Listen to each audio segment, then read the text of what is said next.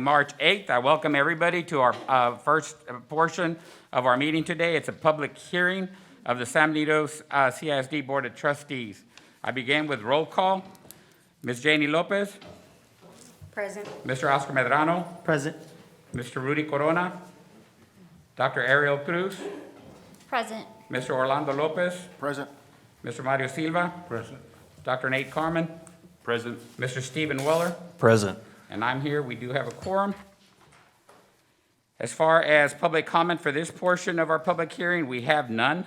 The public comments that we have will go with our regular school board meeting. So with that said, we'll go on to item 1.4, discussion of the 2020-2021 annual report. Dr. Carmen. Yes, sir. Next, I think we have Mrs. Sandoval who's going to lead that presentation.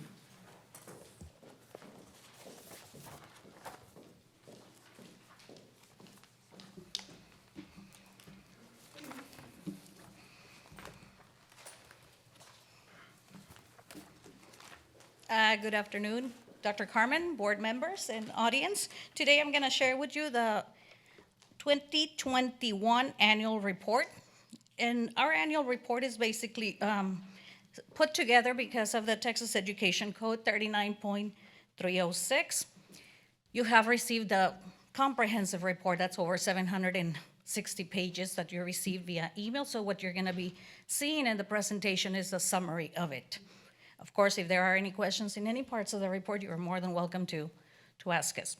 So the annual report is comprised of 7 sections. The first section is the TAPR. You will find the TAPR for not only the district, but for every single one of our campuses. You have the financial standard report, which is your actual report for the 2020 school year. You have that for the district and for each campus in the district. You also have in section number 3, the accreditation status. Section number 4, campus performance objectives.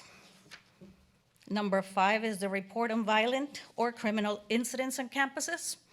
Section number 6 is how our students perform in post-secondary institutions. And then the last section is your TAPR Glossary, which is basically just the vocabulary used in the TAPR report. The TAPR section, which is section number 1, is comprised of many subsections. Some of the subsections you'll see here, which is basically, well, let me backtrack. The TAPR is put together in 2 different formats. The first format is an online format, very comprehensive, very user-friendly.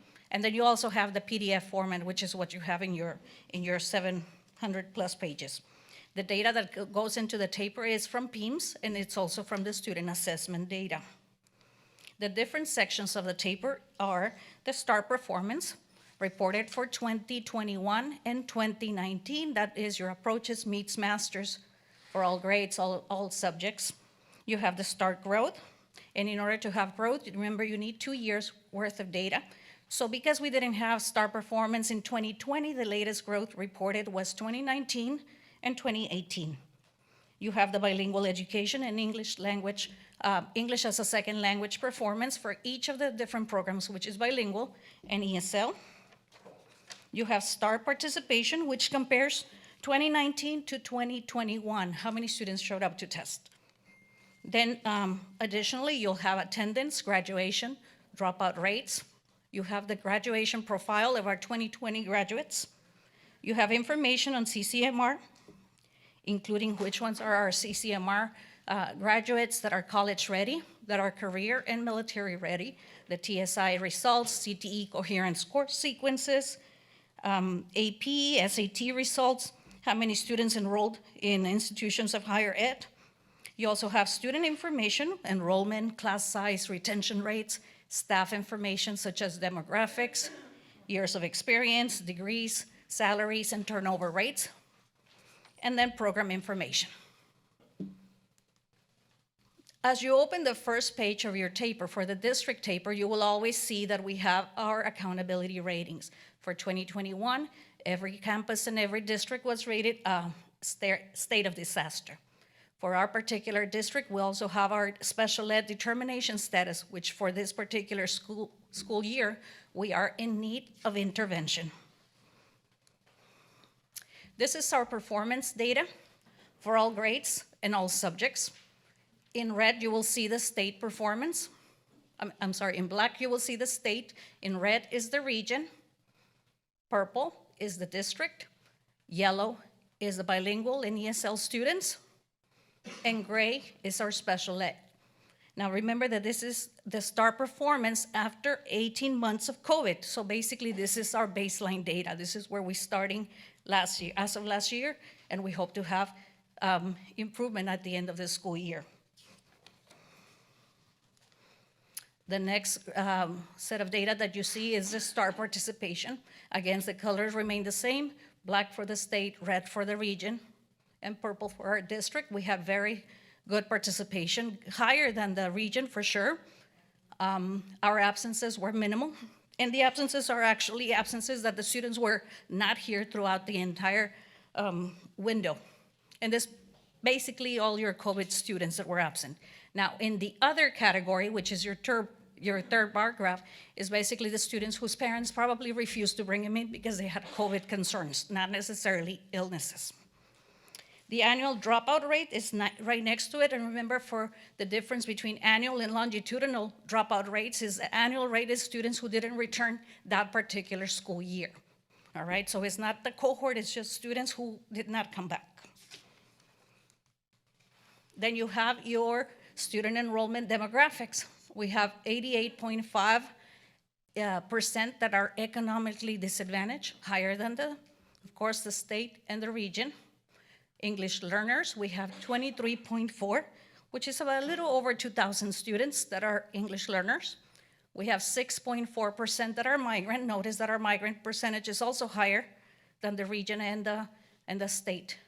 And then, of course, 63.4 that were reported at risk. That's a little over 6,000 students that are at risk. In the enrollment by program, we have our special ed at 10.8. That's a little over 1,000 students. GT, we have 392, or 4%. And then our bilingual ESL, which is 2,092. Next, you'll see the 4-year graduation rate. This is by cohort. Students that came in 2016 as 9th graders, graduated in 4 years. We have 90.3%. The students who continued high school was 4.4%. We have 5% dropout and less than 1% that obtained their GED. On the right-hand side, you'll see the foundation high school program with a distinguished level of achievement graduates. You see how our district has 96.3% of our students graduating with a distinguished level of achievement. And that is definitely something to celebrate. Our students are graduating with endorsements and with more coursework than is required just to meet the basic foundation. The graduates by type, we'll see that we have 640 at that level and 34, only with the foundation program. And that is it for section number 1. Section number 2 is our financial SPEAM standards. And you will see that, like I said earlier, for the district and for the campus. You will see revenues, expenditures, disbursements, tax rates. You'll see the fund balance and the comparison between the district and the state. So that's section number 2. In section number 3, we have the district accreditation status. And the district, it's either one of the 4 labels that we are supposed to receive. And the accreditation status comes from 4 different sources of data. Our academic performance, our financial accountability ratings, the data integrity that gets submitted by PEIMS, and any program deficiencies identified through the RDA. So because we didn't have one of those variables, we didn't have academic performance last year, our accreditation remains the same since 2020. However, this year we're going to be accredited again at the end of the school year. In section number 4, you will find all the campus performance objectives, and those come directly from the campus improvement plans. You approve the campus improvement plans for each one of the campuses, and so basically all those are already posted, and of course as the campus makes progress, those get updated in their plans and they get posted to their particular website. Section number 5 is your report on violent or criminal incidents, and then of course this is required that we post The violent types or criminal incidents by type are listed on the right-hand side. I'm happy to inform that our district had 0% of any of these incidents, so none of that took place in our schools. Section number 6 is the student performance in post-secondary institutions. This is how our students do after they graduate from our high schools. How do they do when they go to college? And you can see the GPAs listed on the left bottom side. How did our students do from Gateway and from San Benito High School? Once again, this is the class of 2019. How did they do in this once they hit college in 2019 fall and 2020 spring? And then on the right-hand side at the bottom, you will see the schools that our students attended, those that we were able to track, not we, the higher education, the higher board was able to track. They're listed where they were attending in that school year. The last section is your TAPR Glossary, and basically that's posted in English and in Spanish. It gives you all the definitions, methodologies, and the information needed to digest the TAPR, because it has a lot of terminology that we may not be familiar with. That is also available. And then, of course, you're going to see this report posted on our district website under the About Us section, and paper copies will be available upon request. Every campus has them already posted on their website. Any questions?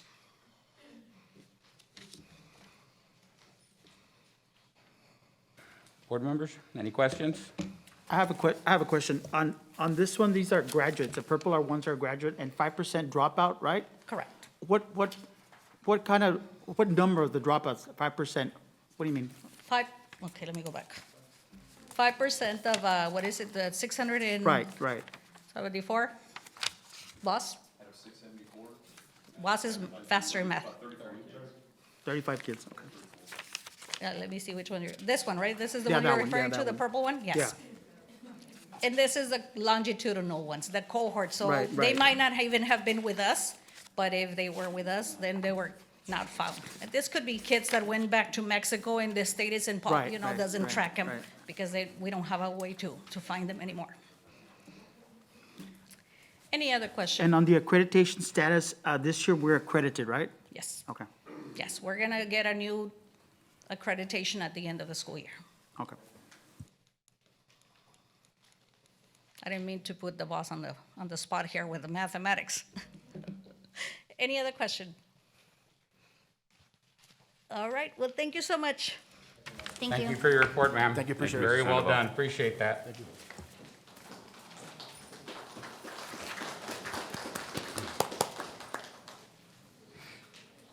Okay, at this point, there are no further items for the public hearing, so do I have a motion to adjourn? So moved. Okay, we have a motion by Oscar Medrano, second.